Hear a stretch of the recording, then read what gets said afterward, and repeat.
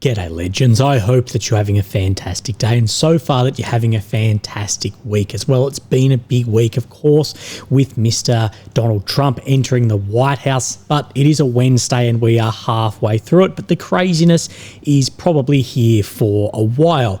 Now legends, of course, today, as always, we have a lot to go over. I'm going to show you the maps and I'm going to show you some geolocated footage as well that may be somewhat different to the maps, but also weapons being employed and what this tells us about the next stages. So we'll go over all of that in the beginning, but today I want to do a big deep dive into the Russian economy.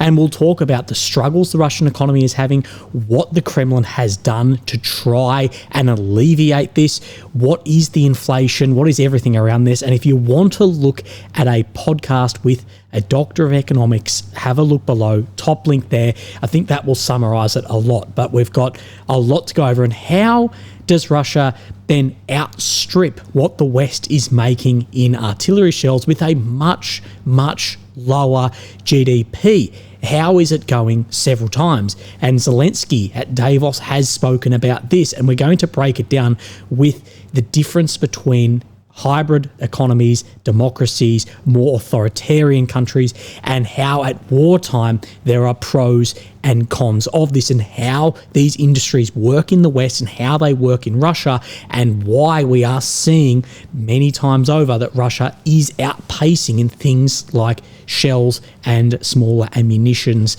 of the West too. So we'll go over all of that, couple of different articles, Bloomberg to some anonymous stuff as well. So we've got, of course, a lot to go over. But where I want to start is this, and this is from then a Roman Botchkala as well. And this is what is going around a lot for then journalists meeting with the Washington Post, that everyone who was responsible for Ukraine has been fired or suspended. And this is in the Pentagon, that everyone here fired, suspended, or transferred somewhere else, that Trump is doing, pushing the big button and a complete reboot on this. So there'll definitely be changes, a new format of relations. It's all a little worrying, but it will happen somehow. And to be fair, I think you could make good arguments from both sides of the aisle, the pro-Russian and pro-Ukrainian side right now, for this being a good thing.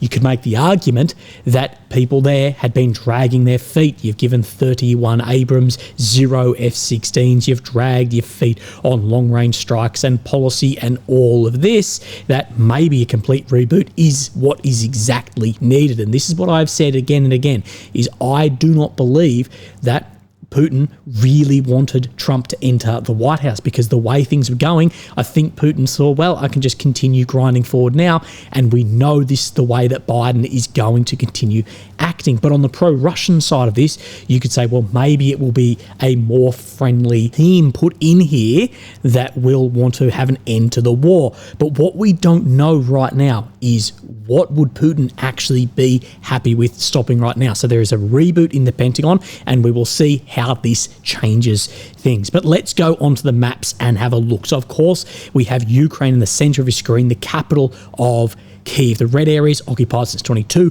the purple since 2014, and of course the red check on this map, ground that Russia has made over the past 24 hours. Now, what I need to do right off the beginning is on my number one here, that the Ukrainian Defense Forces pushed back the enemy near Shevchenko and Udashny. So I don't want to forget about this, because this isn't being shown as ground that Ukraine has made back, but just an expansion of grey zone. So we'll look Shevchenko down here, and the red check's just going to disappear for a second. We see this movement to the north of Ulukali. We see that this has apparently been pushed back, and then we'll come up into Udashny as well. This is a very, very important area. But if we have a look today, right in where my cursor is, between yesterday and today, a small expansion of grey zone here. So wait out and see if those are confirmed across other maps. But just in the beginning, we need to show you this. So you will see that there is some red check on this.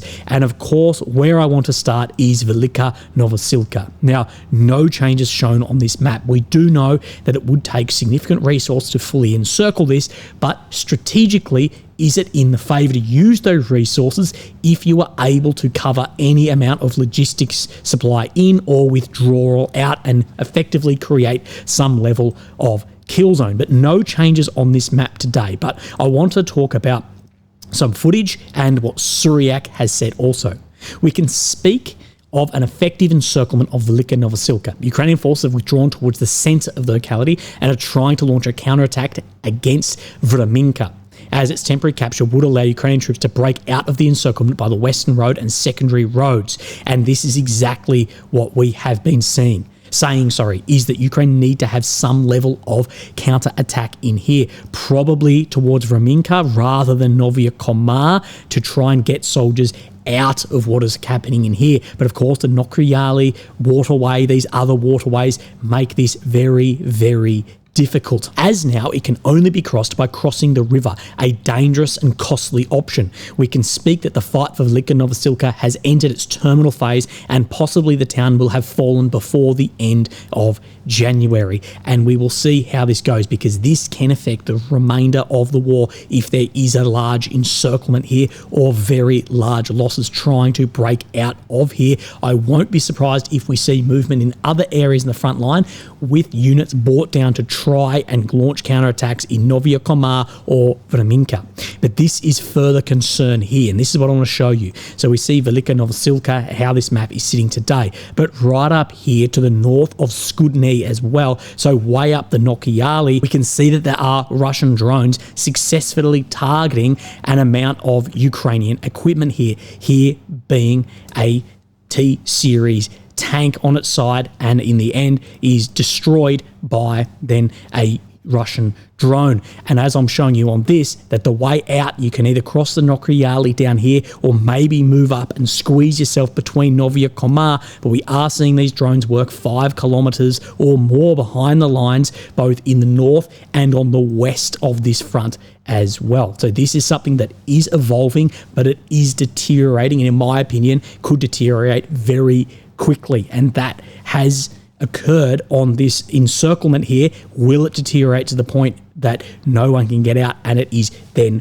physically encircled? Well, I guess we will wait and see what occurs. Then I want to jump up into the northeast. Now, no changes shown around Dovrichnia today, but I want to show you this piece of footage. And what this is TOS-1 thermobaric multiple launch rocket systems being used just to the north of Dovrichnia. We can skip forward and see these multiple launch rocket systems, this incredibly savage, brutal, but effective weapon system being used. And you will go, Willie, you're a bloody broken record. You've been talking about TOS-1 more and more recently.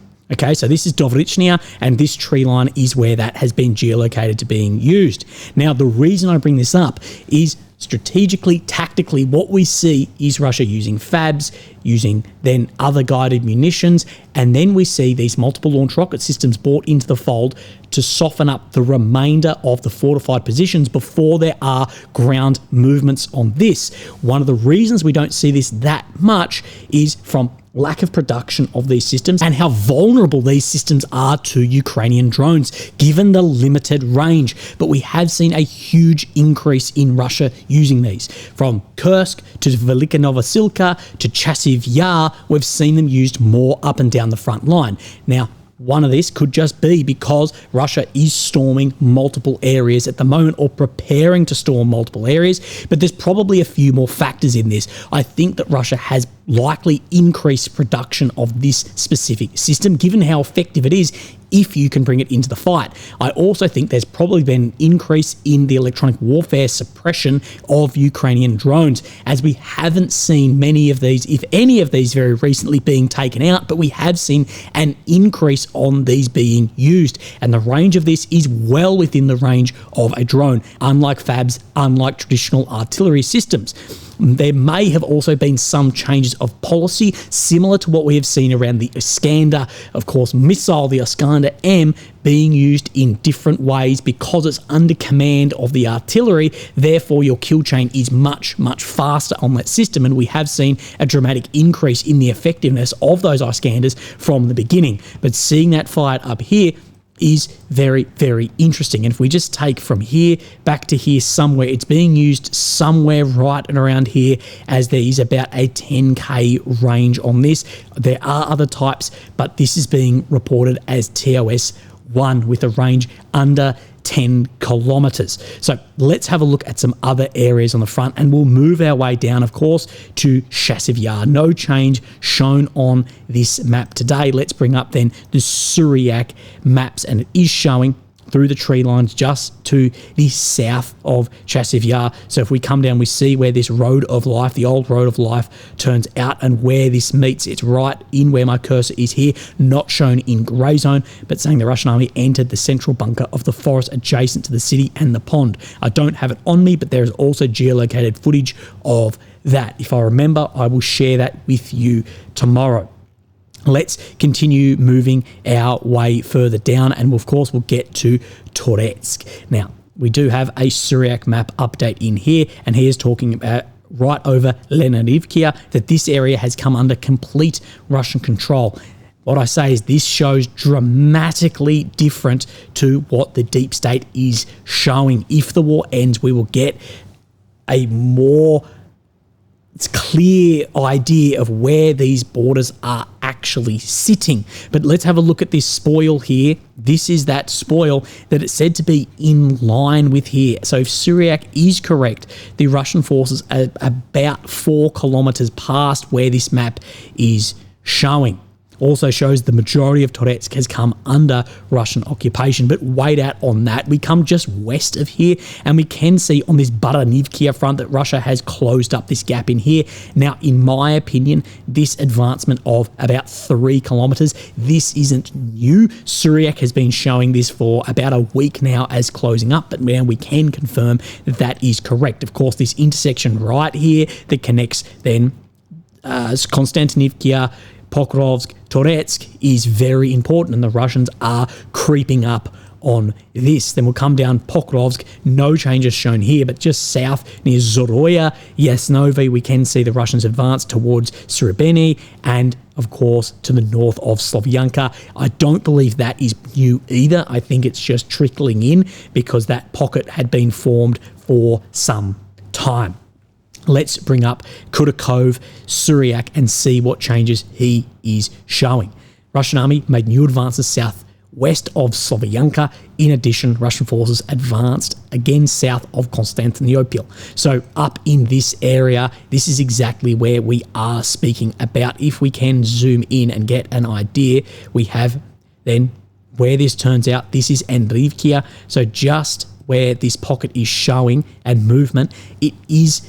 We know there's been movement here. How much or where? Well, we don't really know because, of course, these maps show dramatically different on where the sort of baseline of this is sitting. But we can confirm there was definitely advancement here.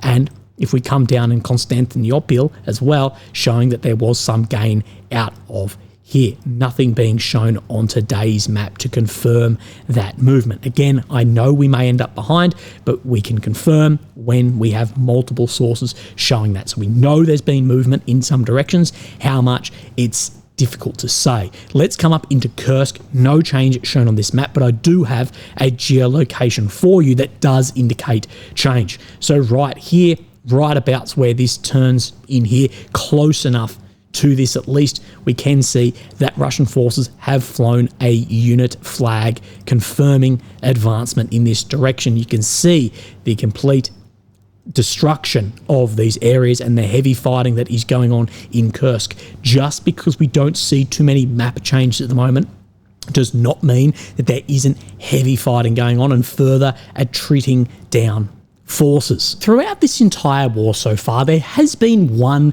common theme, and this is the theme shared by politicians, commanders, economists, bloggers, everyone, that there is an imminent collapse of the Russian economy, and just give it time for the sanctions to kick in, and then we'll see everything falling apart. And I think a lot of these people need to look up what imminent means because, well, it's been multiple years, and although there are signs of cracks forming such as high inflation, a lot of that can be explained away with, yes, but industry is running at record highs. Has the ruble lost some money against the USD? Yes, of course it has, but there's more money in the system than ever, with factories running 24 hours a day and paying guys in the front lines tens, if not hundreds of thousands of dollars. Are there cracks? Is things struggling? Yes, I don't think anyone is really doubting that. But is it on the verge of collapse? Well, the further and longer this war goes on, it seems actually that is further and further away.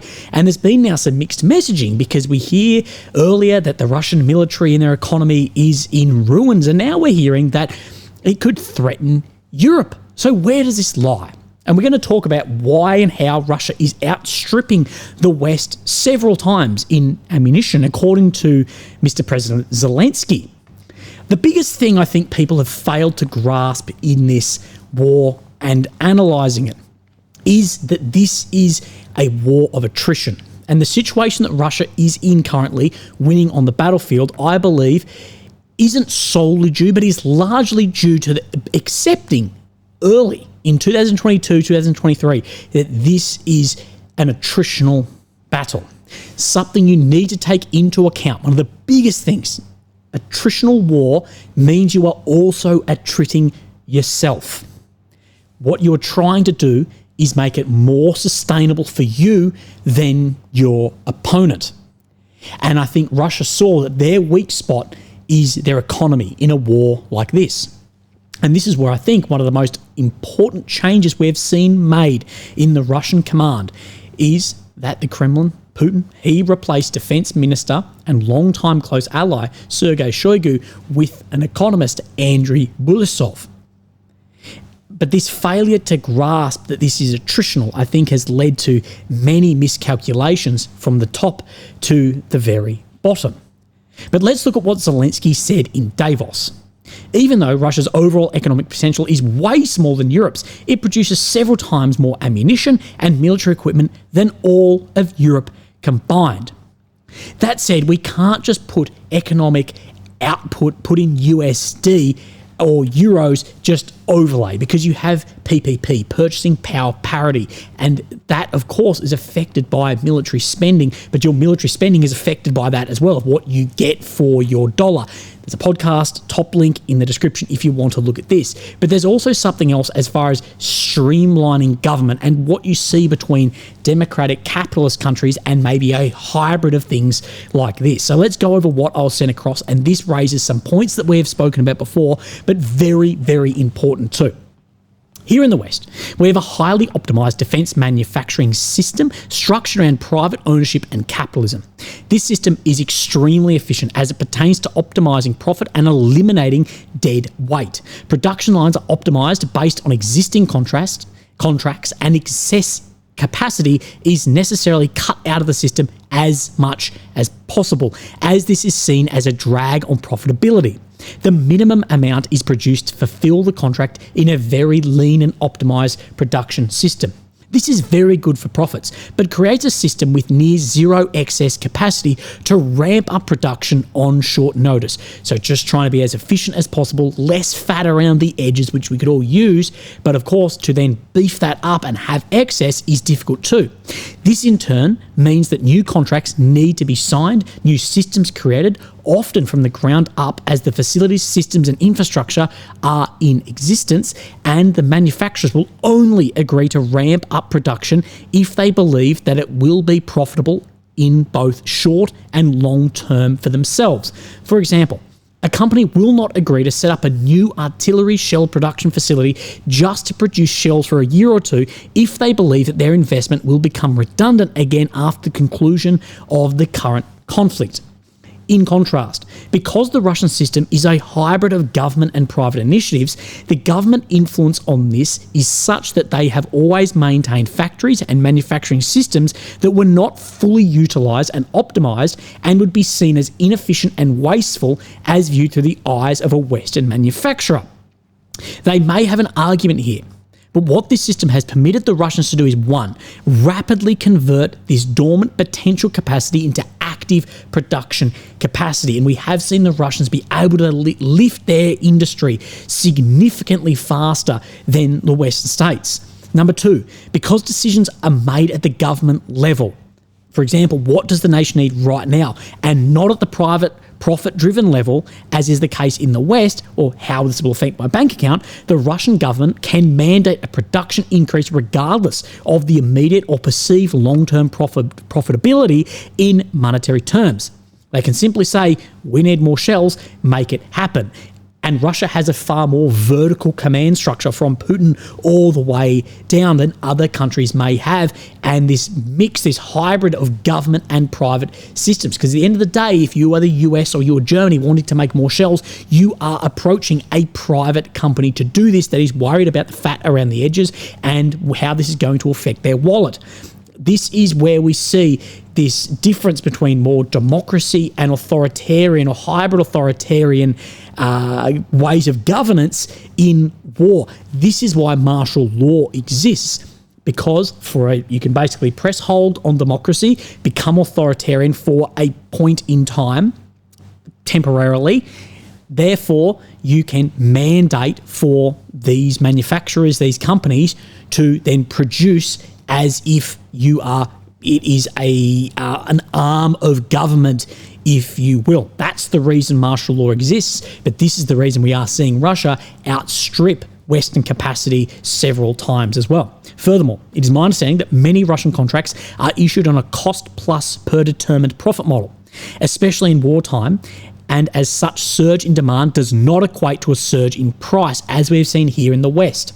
In the West, manufacturers say, yes, I see you need more shells. That is possible, but those shells are going to cost you 2 times more than the old one. Whereas in Russia, with the fixed production compensation model, the manufacturer might make 2 times the profit, but that is because they're producing 2 times the shells. So I think that this is an important concept for your audience to understand, as there seems to be a great measure of astonishment as to how it has been possible for Russia to rapidly increase production, whilst the production increases in the West have been somewhat lethargic. This also plays into the purchasing power parity concept that you did covered well in your last interview. If, for a hypothetical example, an artillery shell costs $500 in the West and $250 in Russia, and then both sides attempt to ramp up production, this causes artillery shells, due to a surge in demand, to go up to $1,000 in the West, but remain constant at $250 in Russia. Then one begins to understand why simply throwing money at a problem becomes an exercise in diminishing returns. And this all comes under how the economies work, the control of privatisation, and then being publicly owned and operated as well. This is a very important thing to look at when we see that Russia is outstripping the West and doing so more on a budget per shell, and not just that ramping up because of supply and demand, and us being incredibly lethargic behind the start line on shells to Ukraine, but also then refilling diminished stocks of these too. And we see things like this. This is from Bloomberg just today. Russia's budget revenue rose to a record high last month, even after the US targeted a banking sector with new round of sanctions aimed at disrupting foreign trade payments and curbing proceeds from exports. Total revenue in December reached more than 4 trillion rubles, or $40 billion, up by 28% compared with the same month of the previous year. That's the highest level recorded in the ministry data that starts from January 2011. And we can see, a bit of a lull here throughout the end of 22, start of 23, but then an increase in this again. And are the sanctions having an effect? Yes. Are they having the desired effect? No. And long term, can this actually decrease US or EU's hegemony in Asia as well? Yes, it could also. So it's a really hard mix here. Let's look at what now President Trump has said about sanctions. And this is just from this page, but this is what he says in the video. The reporter asks, you called for a ceasefire in Ukraine. If Putin doesn't come to the table to negotiate with you, will you put additional sanctions on Russia? And he said that sounds likely. Do you think the war should be frozen? He said it should never have started. Under me, it would never have started. The sanctions have proven, though, not to be anywhere near as effective as people were hoping. My question is here, what happens if Russia goes under their economist, then defense minister, Andrew Bulasov? What if they go, yep, we can maintain this pace, or we can just sink back 5 or 10%, but we'll still be advancing, we'll still be attriting down our opponent? What happens if that happens and Russia goes, whatever else you want to sanction, go for it, because this is existential and we can continue? What then occurs then? What is Trump's plan and foot forward at that point in time? Let's look at what Zelensky has said at Davos, and he has had some firm words towards Europe as well. Right now, it's not clear whether Europe will even have a seat at the table when the war against our country ends. We're deeply grateful to Europe for all the support it's given our country during this war. But will President Trump listen to Europe, or will he negotiate with Russia and China without Europe? It's vital to maintain unity in Europe because the world doesn't care just about Budapest or Brussels. It cares about Europe as a whole. But this is an issue I have seen many people raising a lot recently. He says here, it cares about Europe. The world doesn't care about individuals. But then who represents Europe? It's obvious from an outsider looking in that Macron, Scholz and von der Leyen, they don't have the political sway internationally that they wish they would have, and they're not seen as a complete representative of this. So who's representing that if people don't care about individual countries? Because individually, these are not as strong as the alliance, of course. But if the alliance is divided, therefore it can't speak for anyone. Because, of course, if people only care about unity and that alliance, and it's divided with Slovakia and Hungary and Romania and Poland and Germany and France, if they're not going to see eye to eye and it's not represented by a single entity, well, what is the power in this? And this is back to the idea of too many chiefs.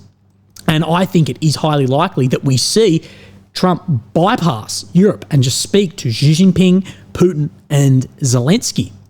We need a united European security and defence policy, and all European countries must be willing to spend as much on security as is truly needed, not just as much as they've gotten used to during years of neglect. If it takes 5% of your GDP to cover defence, so be it. 5% it is. He talks about we're producing artillery together, and in Ukraine it's much cheaper and faster than in any other country in the world. It won't be cheaper or faster than Russia or China, but it will be cheaper than doing it somewhere like the EU, where labour is significantly more expensive and you can't take advantage of the economy and resources as well. But of course, if you start producing this, factories are going to get hit by something flying through the air. He said Europe needs its own version of the Iron Dome. Europe's Iron Dome is Article 5 and the US nuclear weapons umbrella.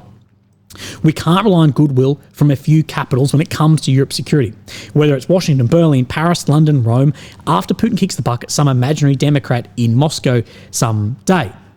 What I will say, though, is for the West, and mainly America, to maintain global hegemony once the war is settled or Putin, quote, kicks the bucket, a relationship with Russia, I believe, is going to be vital. And I won't be surprised if there's a ceasefire and in a few years' time, Trump starts building that relationship again, because although without Russia, the threat to the EU to justify 5% GDP spending on defence is probably not going to be realistic for a lot of these countries if Russia's now suddenly not a threat. But at the same time, a US relationship with Russia may pump the brakes a little bit on China, and I think that scares the shit out of Trump. Zelensky says President Trump is going to export more energy, but Europe needs to step up and do more long-term work to secure real energy independence. You can't keep buying gas from Moscow and expecting security guarantees, help and backup from the Americans.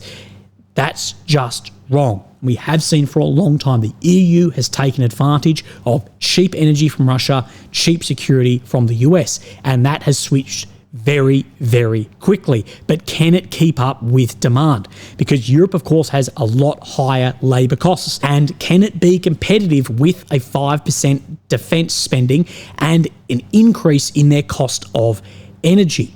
At the end of the day, LNG bought from a ship that's come from the US, I do not care what anyone says, it is not cheaper than piped across from Russia. When people say it is cheaper, they're referring to it's more cost beneficial when you take into account geopolitics and war and everything. But unit for unit, no, it is not the same price. The problem is going to be competitiveness on a global scale to maintain that as well. And we see that there are Chinese manufacturers looking to buy even German car industrial facilities. Viktor Orban, of course, the leader of Hungary, has said this. It's time to talk about sanctions. Did they bring the war to an end? No. Did they cripple the Russian economy? No. Did Europe manage to replace Russian energy from other affordable sources? No. The sanctions engineered by the Brussels bureaucrats achieved one thing. They destroyed the competitiveness of the European economy. The time for change has come. And he's saying the competitiveness, which is a concern if you're spending 5% on defence year on year with more expensive energy and, of course, sky-high inflation as well. Where does this then lead to? Let's talk about President Xi Jinping and Putin in a meeting yesterday as well. That President of the People's Republic of China, Xi Jinping, President Putin, my dear friend. We mark the 75th anniversary of diplomatic relations between China and Russia in an impressive setting. Chinese-Russian relations based on eternal neighbourliness, our friendship, comprehensive strategic collaboration, mutually beneficial cooperation, and mutual benefits are acquiring a new vitality. Talking about the eastern route of the China-Russia gas pipeline began operating at maximum capacity earlier than planned. And this is one of these things. The longer sanctions are in place, for a while they'll be very effective, but eventually it will start tapering off. And many believe we are right in that taper off now. And that thing I showed you from Bloomberg tends to show this as well. This year, I'm ready together with you to elevate Chinese-Russian relations to a new level, to counter external uncertainties by preserving stability and resilience of Chinese-Russia relations, for the development and prosperity of both countries, and for justice and equality in the world. And in my opinion, this relationship, this growing relationship between China and Russia, scares the shit out of Big Don Trump. Russia's economic issues can basically be solved by China, and Europe's energy reliance and competitiveness can be worsened from this relationship building also. And that's not even to go into then military actions together and how Russia can help China. I think that Trump will try and end the war, and if there is some lifting of sanctions, it will come with a caveat of potentially reducing aid with China. So the last folder I want to go through is about the economy versus time. And this is from Alexandra Pokropenko. She's a fellow at the Carnegie Russia Eurasia Center in Berlin, Germany. Talking about Trump has promised a swift end to the war in Ukraine. Kiev's Western partners are now considering how to secure an acceptable deal with Moscow. So what is acceptable to Trump that Putin may accept, that Zelensky may accept? And in my opinion, these are so far away at the moment, there's going to have to be major concessions made. And I don't see, one, why at this point in time Putin would make those concessions, but I don't believe Zelensky or Trump can see to those concessions that would have to be put onto one of their allies, Ukraine, as well. Florida Senator Marco Rubio cited economic sanctions on Russia as a key source of leverage that could bring about a peaceful resolution. Finnish Foreign Minister Elena Valtonen has said time is not on Russia's side, especially if the West ramps up aid and intensifies sanctions on Moscow. By applying enough pressure now, the thinking goes, Ukraine and its backers can enter talks from a favourable position, and Russian President Vladimir Putin will be forced to engage in good faith negotiations that end in a satisfactory settlement. Now, I vehemently disagree that time is not on Russia's side. I think it is exactly time that is on Russia's side to do with their early acceptance of attritional war. My concern in this is not whether the Russian economy can keep this up or not. My concern is that Ukraine is not recruiting or mobilising as if the war is actually going to continue. They have acute manpower and ammunition shortages, command issues all over the front line. Regardless of the Russian economy slowing down, do we believe that this is happening more quickly than a Ukrainian military collapse? It seems already that the military is hanging on by a thread, and it's already not able to stop or even slow down the Russian advance. And this isn't going to get easier if the mobilization, the ammunition, and the command does not improve. And my point is, And a concern is it seems like Ukraine is banking on this war ending in the next couple of months and then being in a position of power and not doing anything to then mobilize in case Putin goes, no, we're not going to end the war, and that his economists say we can continue this and we can continue affording it too. In Russia, domestic demand is rising, a result of aggressive war-related spending, so increased growth, profiting from rapid growth in military and civilian wages. But because of the limits on production, the Russian economy cannot meet this demand. It has therefore become more reliant on imports. The greater demand for foreign currency has weakened the ruble, which, combined with rising wages, has produced inflation. That inflation, a direct consequence of the Kremlin's pivot to a war economy. It imposes a significant cost on Putin's core supporters. But to say that supporters of war or people to continue backing war by inflation rising is only for Russians living under President Putin is completely incorrect. Inflation in Europe as well absolutely is a leading cause of people going, we need to end the war over there. For some households, wages are rising faster than inflation. But the wages and benefits of pensioners and public sector workers, including teachers, doctors, law enforcement, are tied to the official inflation rate, which is reported at 9%. Depending on their consumption patterns, many households encounter real inflation of around 20%. And this is one of these things. A lot of when they measure inflation, I know this is in Australia, they measure against some staple items, unbranded items, but real inflation is much, much higher than the government says. But everything is becoming more expensive, from cars, utilities, and housing. The Kremlin is prioritising spending on defence over spending on social programs. Because in my opinion, the Kremlin see this war as existential and will take a hit on these other items to make sure the Russian Federation still exists. And they see parts of Ukraine as part of this as well. The long game. Putin may be able to manage the economic fallout of his war in the short term. Businesses can survive a year of double-digit interest rates on loans if they cancel investments. Substantial payouts to soldiers and the broader spike in salaries have also improved standards of living for many Russians, which for now is keeping a lid on public discontent and giving the Kremlin some breathing room. By 2026, the limits of Russia's economic model will be impossible to ignore.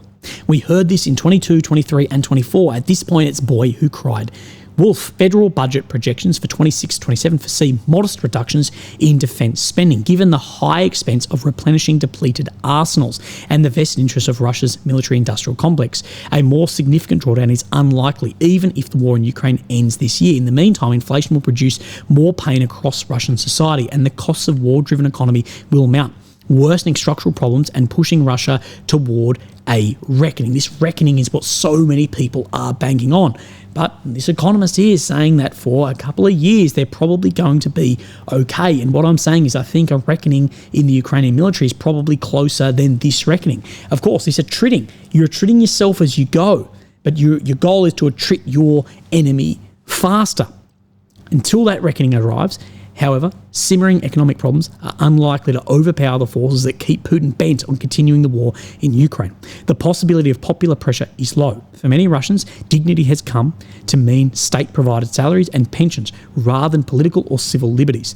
Public sentiment may change as inflation continues to bite, but what Russia needs to continue doing is posing this war as existential to Russia, because then people will take on a shitload of hardship because you're saying, well, the existence of everything is because of this. Therefore, if things are more expensive, people will want, for a better word, put up with it.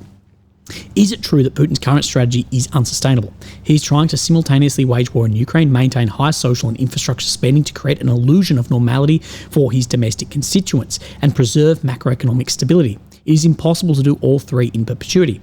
Achieving the second and first goals requires large outlays of cash, which fuel inflation and thus prevent the achievement of the third goal. And the cracks in the Russian economy are becoming increasingly apparent. But are these cracks in just how people are living day to day and, new shops or new businesses going up? But is it affecting the ability to actually have tanks and men at the front line? And is that going to be enough push on just civilians and citizens in Russia to, uprise against and have a collapse? At this point in time, I'm seeing no indicators that suggest this. The problem for the West is timing. Political leaders want the war to end quickly. Some analysts have also suggested that in the coming months, the pressure on Russia could be so great that Putin will have to seek an off-ramp to stabilise the economy and safeguard his hold on power. We've heard this for years.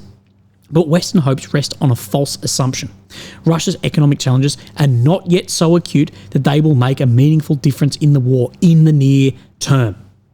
For at least the next year, the Kremlin should be able to keep its overheating economy from exploding into a full-blown crisis. Putin will likely still have the resources to sustain his brutal campaign in Ukraine and perhaps the incentive to wait out the West.